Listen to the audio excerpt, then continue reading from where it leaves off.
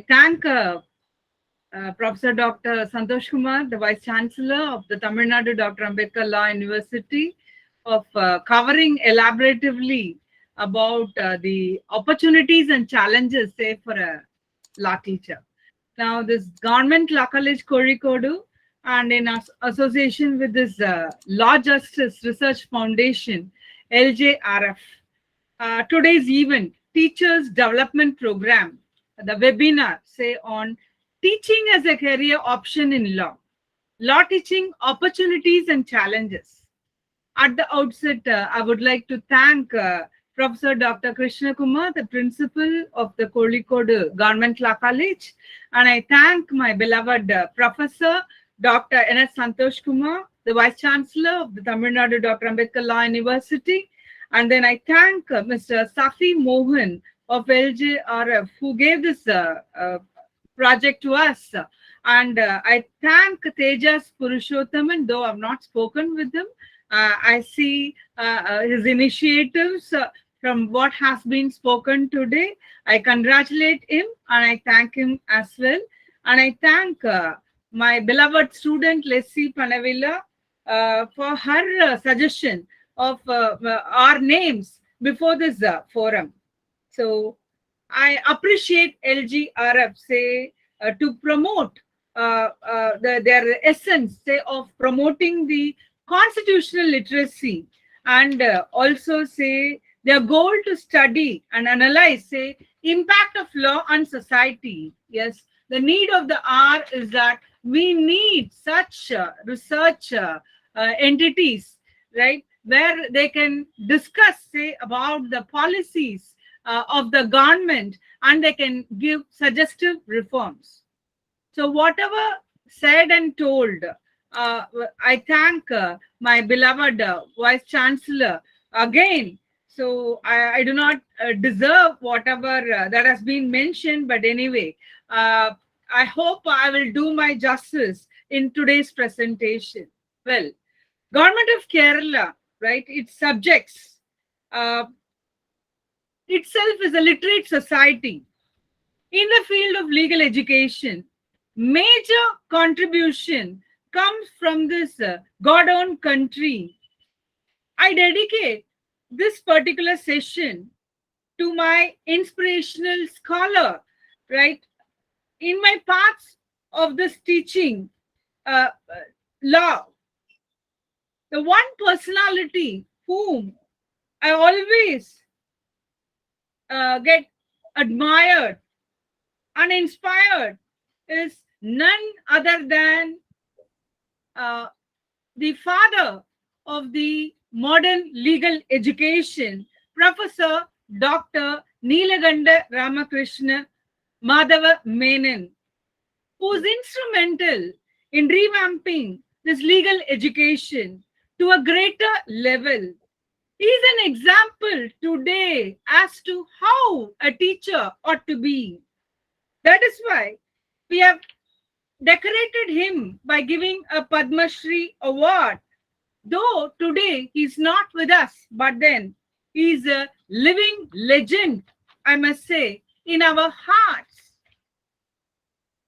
I'm happy indeed to share my experiences, the questions and concerns of this academia and the law students who intend to be academics, to advise and support the diversity of the scholarly and pedagogical approaches, much specified, say, by Dr. Krishna Kumar and as well as my beloved professor, the Vice Chancellor. Just to add a little, right, teachers and teaching, they have unprecedented challenges, say, but during this last couple of years, when you see, right, the challenges of, say, a pandemic, epidemic, right, it was all, the education system was all receding, right, but in every aspect, right, say, it has affected, say, the quality of a legal arena. This disruption has created a remarkable opportunities to innovation.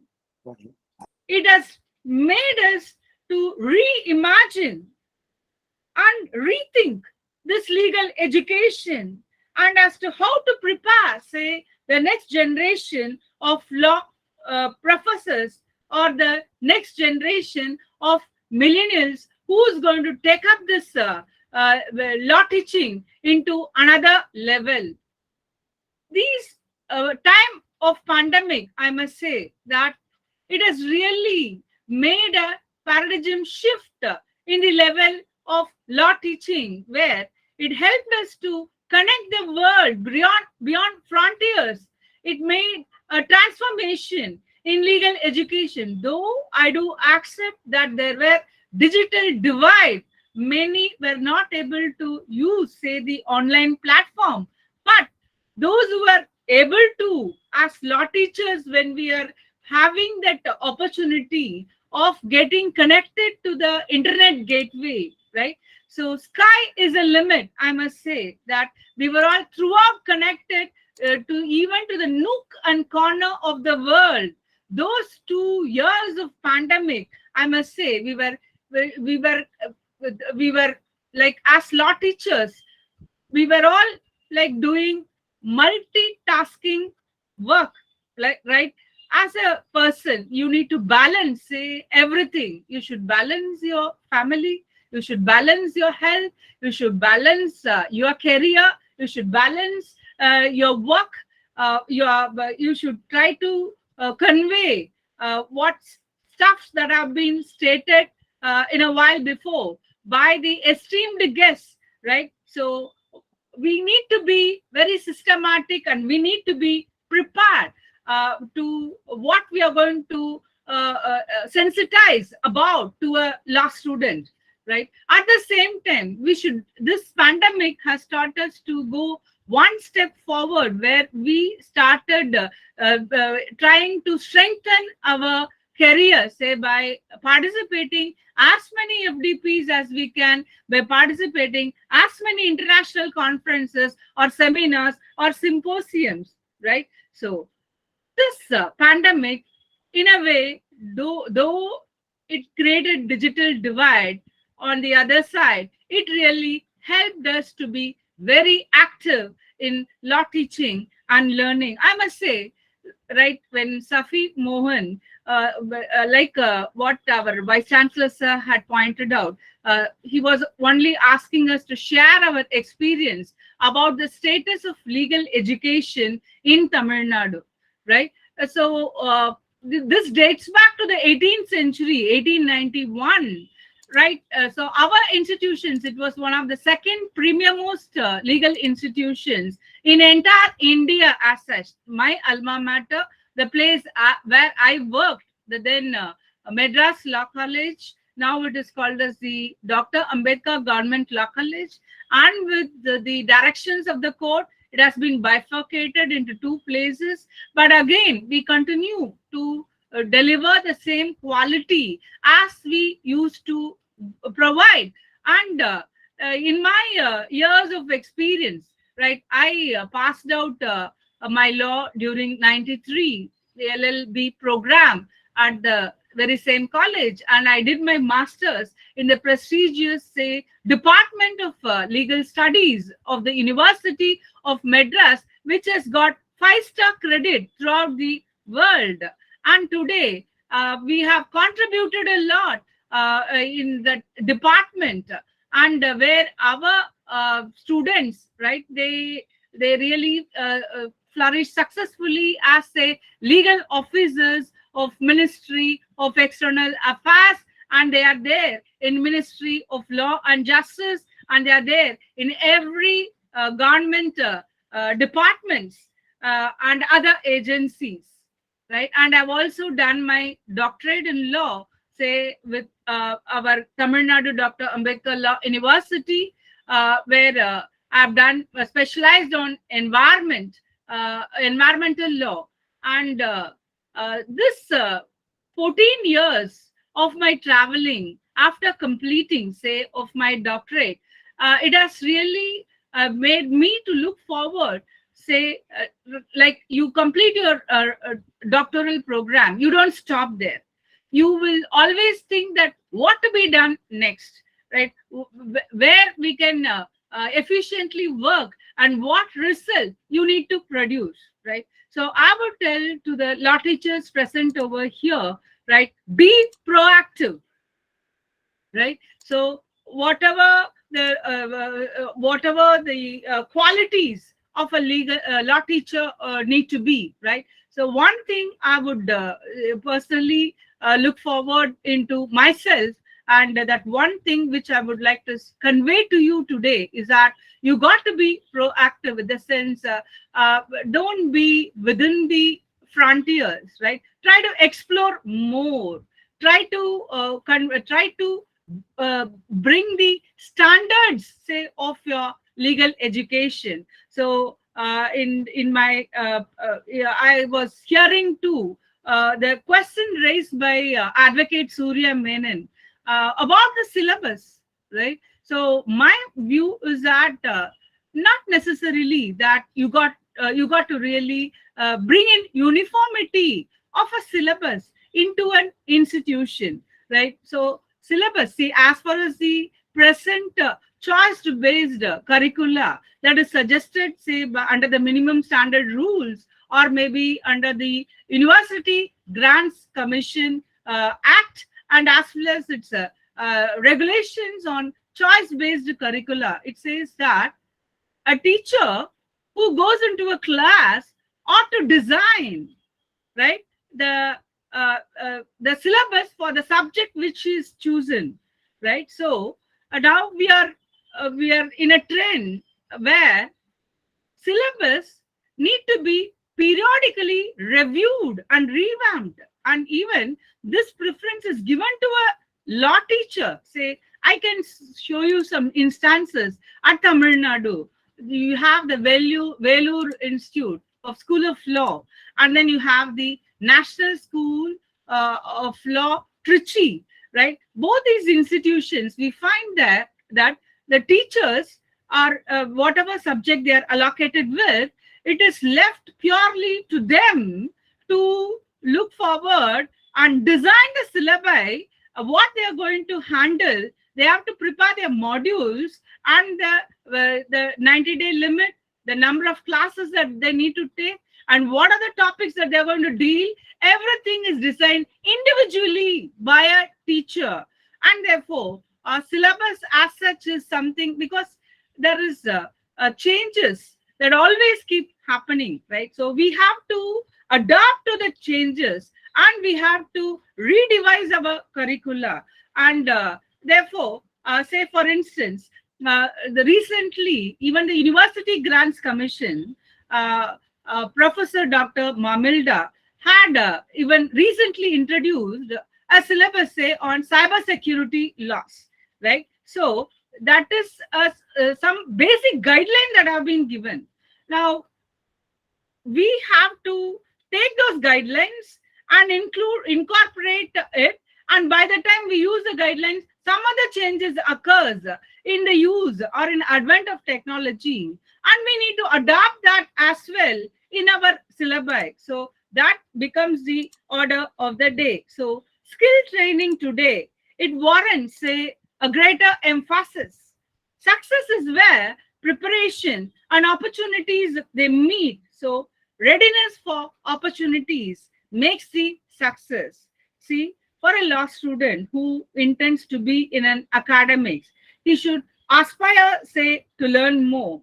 You know, apart from the basic qualifications, getting yourself up to the exams of passing the UGC, NET and SLET, right? So you have to qualify, say, some basic computer skills, MOOC courses, international conferences, symposiums.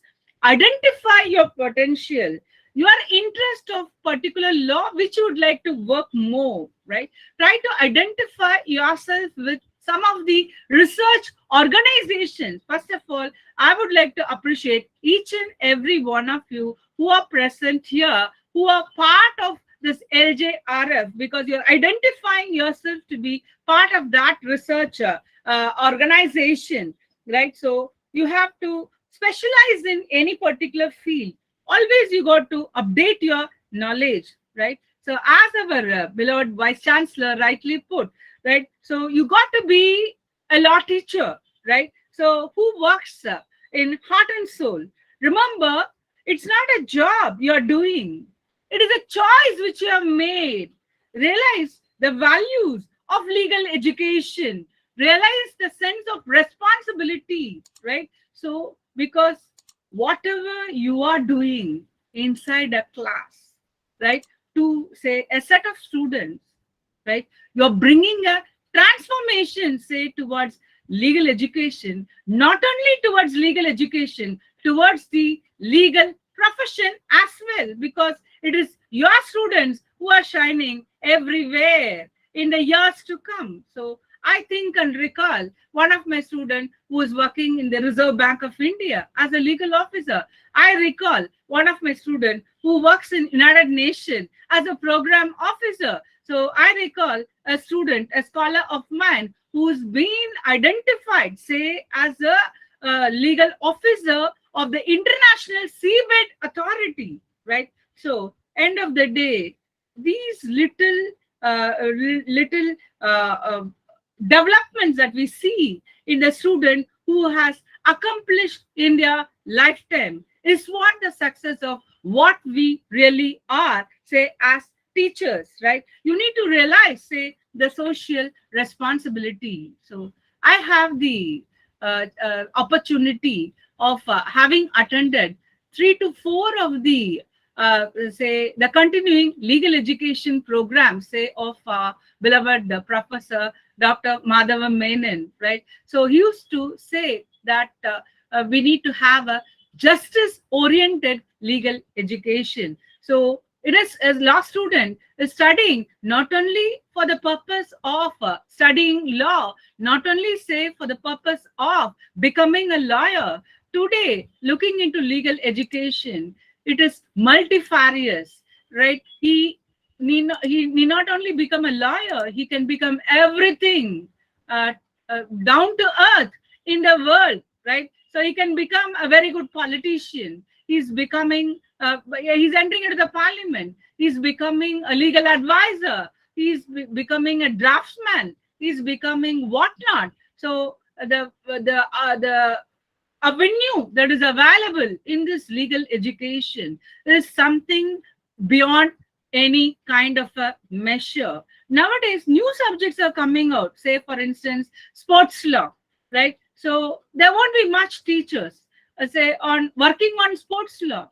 Maybe a sports personnel will be interested. Now, as law teachers, we have to identify the subjects that is having some kind of a growth, right? Then you take that subject and you try to explore more. You try to give some kind of input into it, and where the avenues of research is again extensive, where you can really make a mark, right? So thing is, what I'm trying to say is that please have your vision out of the box always, right? What's something new you can do? What's something, see, thanks to our beloved professor, our vice chancellor, right? He had a lot of trust in me. He used to tell me, just point out subjects, right? Like we will start preparing syllabus and we will redesign, and it is because of sir's initiative today.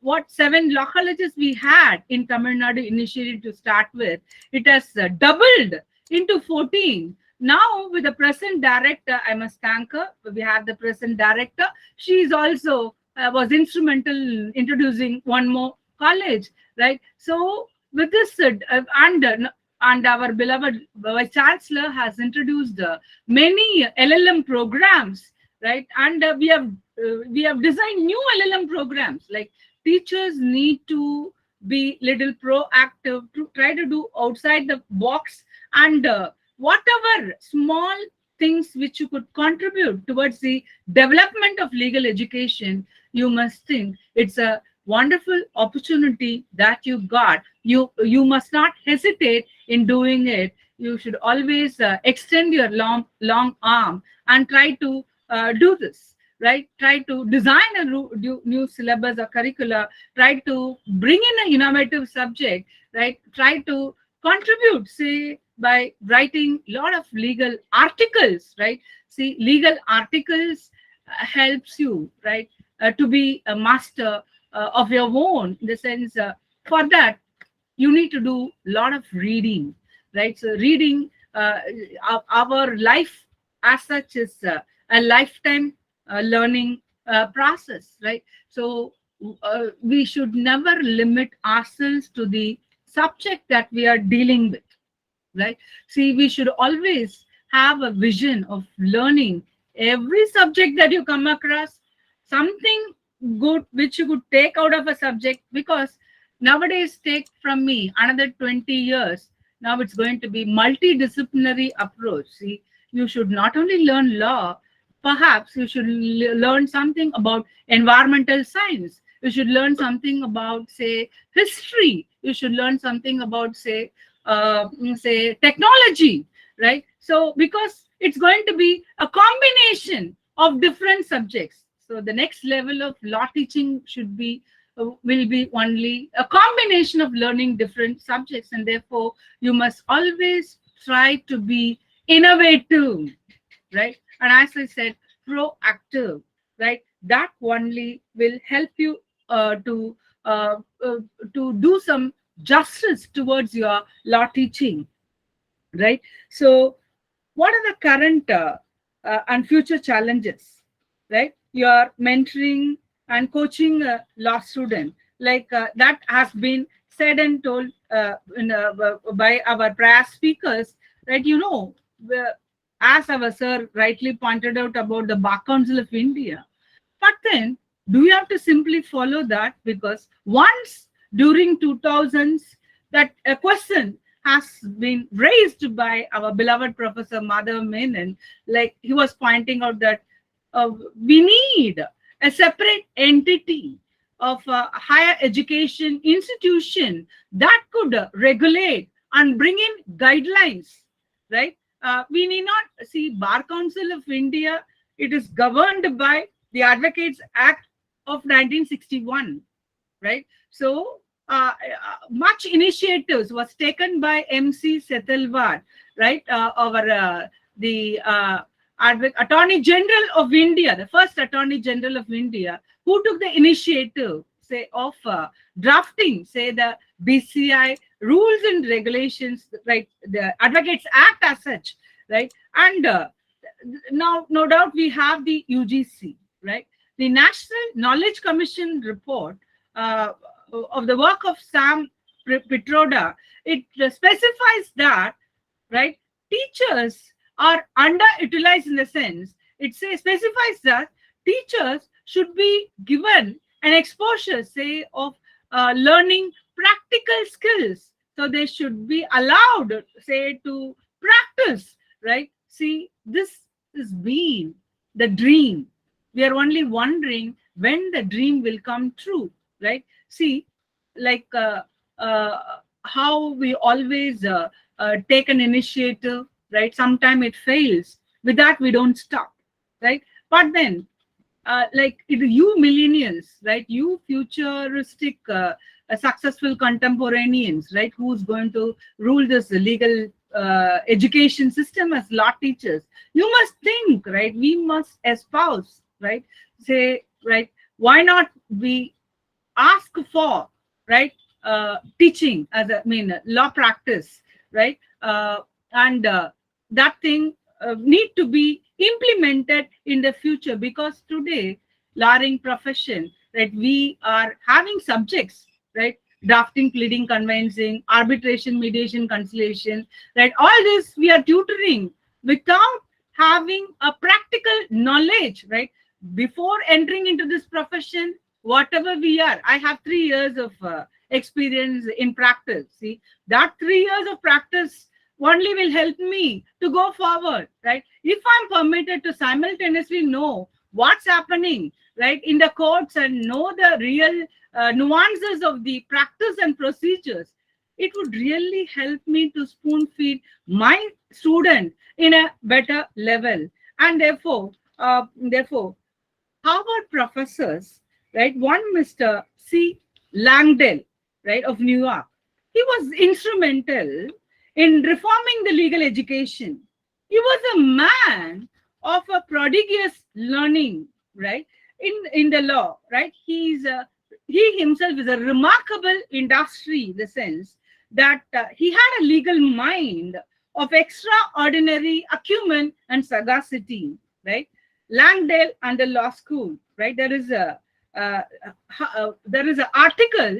I request all my fellow teachers to go through that article.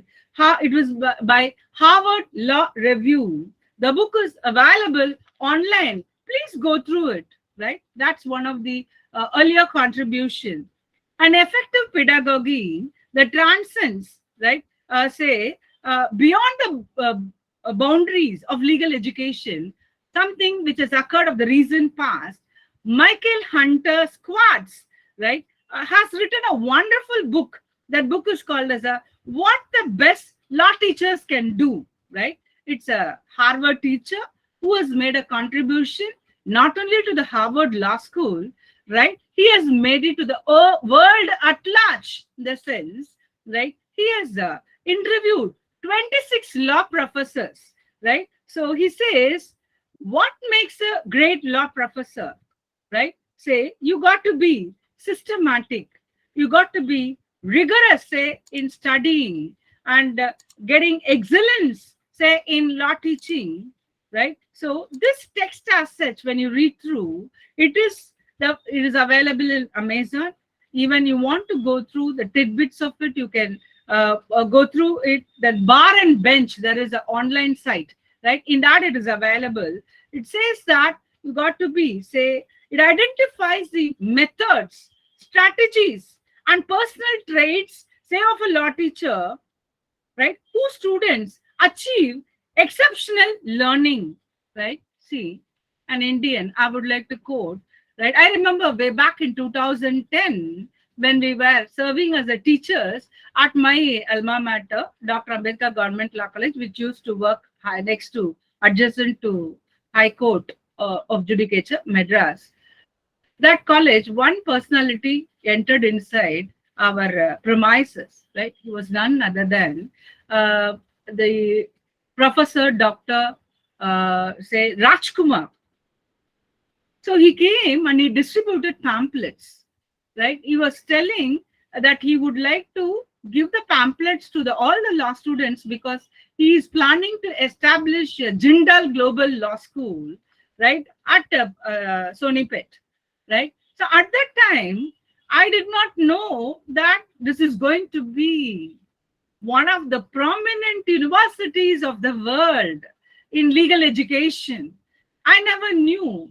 But then, imagine, it was sometime between 2008 or something, not even imagine, this few many years, this decade, he could bring this kind of a transition. One man who made his dream come true, right? Because he has got a foreign degree, right?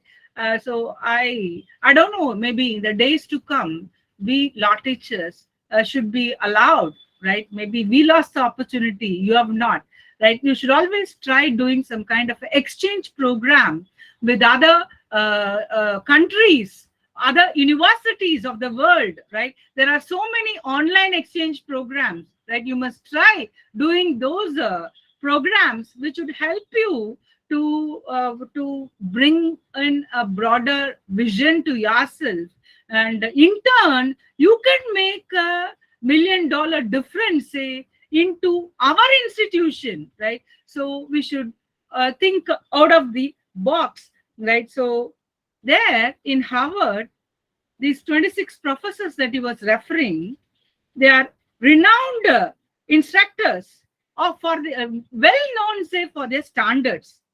They set expectations very highly on a student. That is because, say, UGC, for instance, in India, 60:1, 40:1, 20:1 is the ratio. In Harvard and all, the ratio of a student teachers 10:1, like that.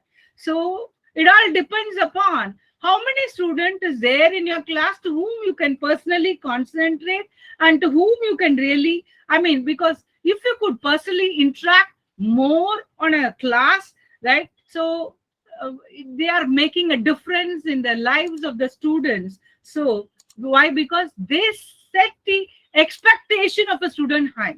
I'll just, for one instance, I would like to share. As a principal of my institution, Dr. Ambedkar Government Law College, Patrak, Perumbudur, I had a set of motors who, as I'm parallelly speaking, on the other hand, parallelly, my students are competing in the semi-final rounds of the moot court competition that was organized by the Madras Bar Association, right? See, what kind of guidance you could give. We should set the expectations high to a student. I called those mooters. I told them, I don't know what you would do.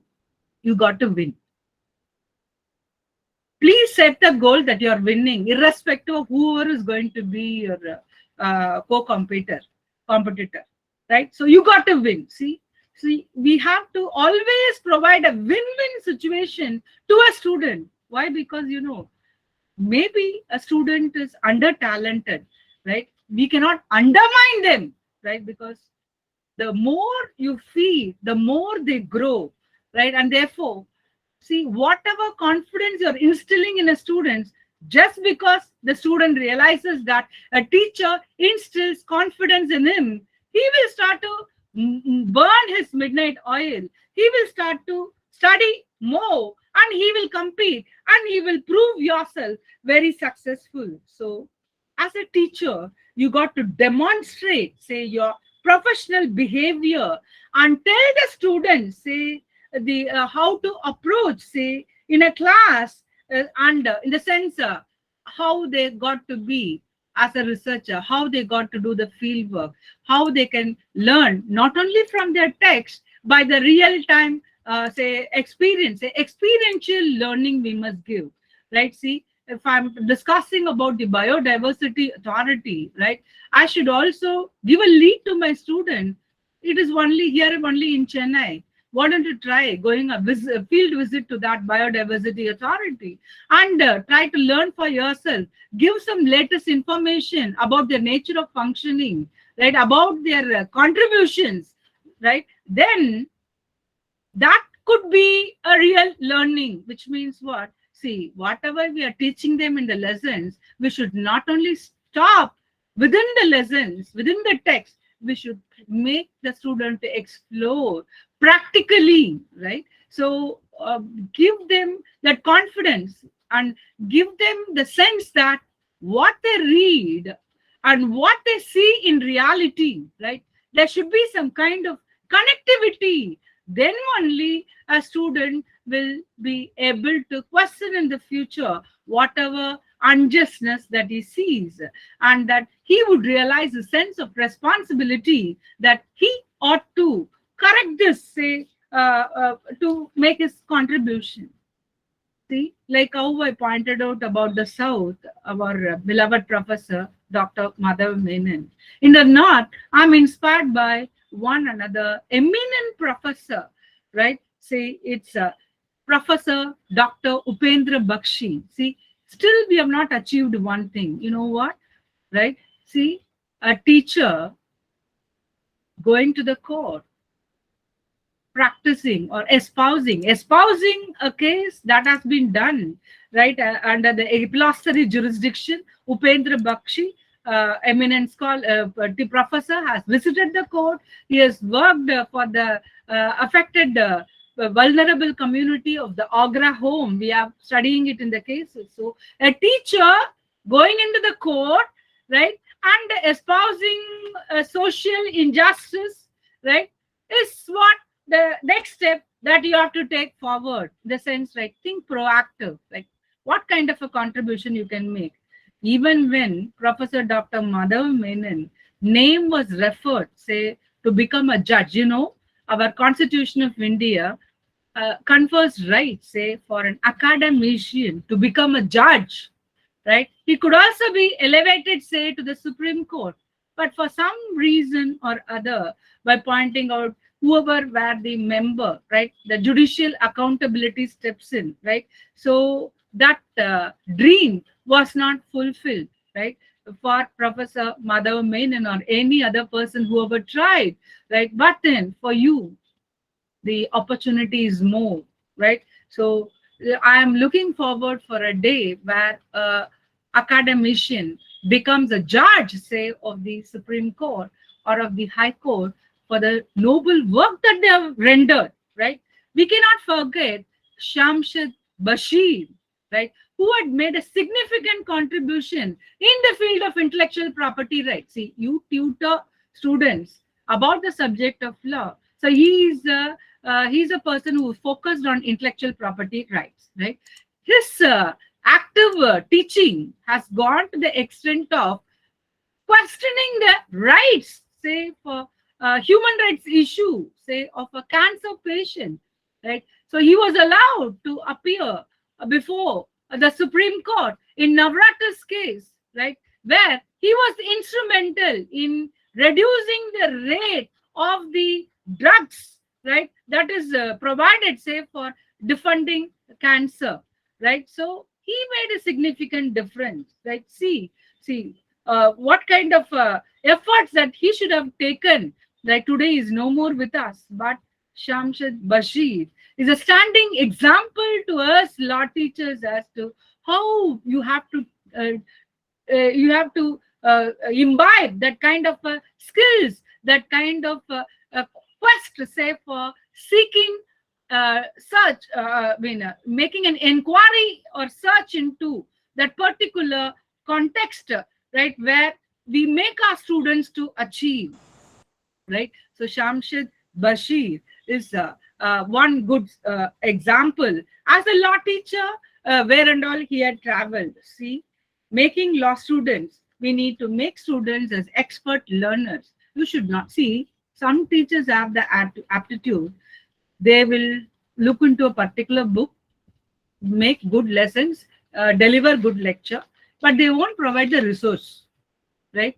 So I only say that we need to be broad-minded. Some teachers, they even cover their text, right? They don't even want to show what book they're following, right? I think days have passed, right? So we should encourage students to learn as many subjects, as many commentators, authors on a particular subject, right? You should not only do that, you should also make your student to do.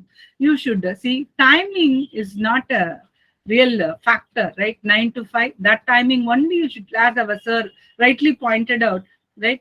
See, you should be able to inspire a student in all possible way. You should be readily available to a student for any query that he asks relating to the subject, right? See, I would like to point out that there are many other reports, right? Many other reports say on legal education, how it ought to be, right? How problems have been spoken. Even the United Nations Developmental Program, right, has identified certain problems, right? Say it says lack of financial support, absence of academic credit to the students, right? Legal aid not being the part of the workload of a faculty, lack of involvement of the bar. See, there is no bar and bench, we say. Curricula syllabus is providing, but is there any nexus between bar and law teachers? That is very meager, right? So lack of involvement of the bar in the law teaching, lack of infrastructural facilities, lack of involvement of the teachers. So restrictions, say, on the students, non-training of faculty, right? If a teacher is allowed to, if she wants to travel, say, to a foreign country to present a paper on a conference. Now, for a government servant, for a government law teacher, it's not so easy, right? Everything, the process counts, right? By process only you can get to that. So there is a lack of directive, say, from BCI. The absence of actually designated full-time faculty, right? Time being, the government always engages with the guest faculties, right? So guest faculties, they can not only teach the law, but they can also practice, right? So that practice, good, they are practicing, but then are they getting the correct monetary compensation which they deserve? No, right? So that issue is always there. So we have to address the poor student quality. As law teachers, see, you must not only attend the bright student in your class. You should adopt, right, a student who is worst, right? See, if you are really trying to make a significant difference in the life of a student who is dull-headed, then only there is a meaning for you as a law teacher, right? See, concentrate on those who are dull-headed, because your little tapping, your little words of inspiration would definitely make a difference in their lives, and tomorrow they also would achieve, right? So quality of legal education. So nations' access to justice, it must be fulfilled, right? So there are rural governance, right? So legal aid, we should concentrate more on legal aid. Ahmadi Commission report in 1994 prescribed legal aid as a part of a curricula. But then subsequently, if we had to introduce arbitration, mediation, conciliation, alternative dispute resolution, it was taken away. That doesn't mean that you should not teach our students on public interest litigation or on legal aid or on local lok adalats are part and parcel. But then this legal aid, mainly the work, Article 39A, right? See, that should be the basics, right? Apart from the subjects that you teach, you should teach our students professional ethics, the basic certain subjects. Tomorrow, how we have to, how we could question on right to information. Tomorrow, how we can ask for his privacy rights. Say, likewise, you should try to teach them out of the box. Try to encourage them more on the paralegal service, right? Try to encourage a student to carry out public survey. There are a lot of projects available with the government of India and with the respective states, projects, right, where you can always do the field work, connect students and make them to actively participate in public survey, right? Prison clinics is yet another subject, right? See, recently, last week, a set of students, 20 of boys and girls in my college were identified. They visited the world second largest prison, that is a central prison at Pural. Our students went there and they were given a week's training, right? So they interviewed the prisoners, right? So they tried to get all feedback as to what is their status, right? What crime they have committed, whether they've been treated properly, right? So it goes to NALSA, the National Legal Aid Services Authority. Likewise, you have to be extra provocative where you motivate your students, right? See, encourage your students to pursue higher studies abroad, right?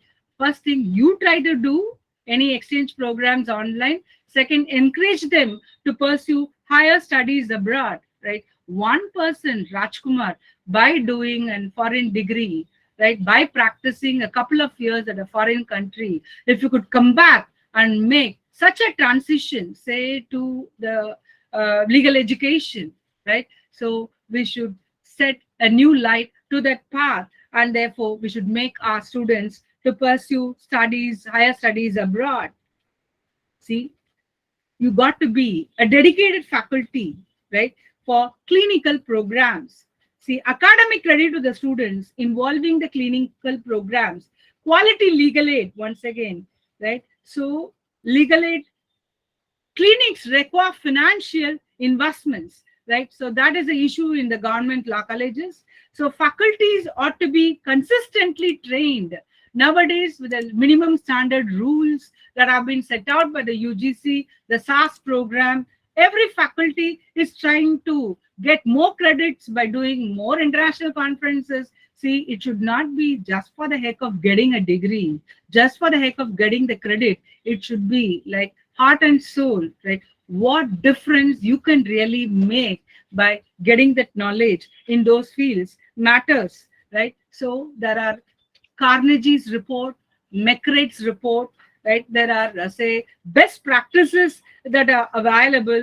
Crampton report, right? See, that is applied only by the world in the field of legal education. So I once again repeat, Crampton's report, McRae report, Carnegie's report, best practice project of the world, right? So I wish that you all go through these reports, see what difference these world law teachers are making, who are making a contribution to the field of legal education, who are really developing skill values, who are developing, say, professional values, right? So it is the need of the day is that developing the professional skills and professional values. Please imbibe them, hone the skills, and make a difference in the field of the legal education. So I've just made an extempore. It was not that very prepared. I hope it is useful. If there is any question, I would like to take it up. Thank you for the wonderful opportunity. Different news reported in Hindu, which I consider it has a constitutional importance. And the second issue reported by this Hindu, which is, I think, is a constitutional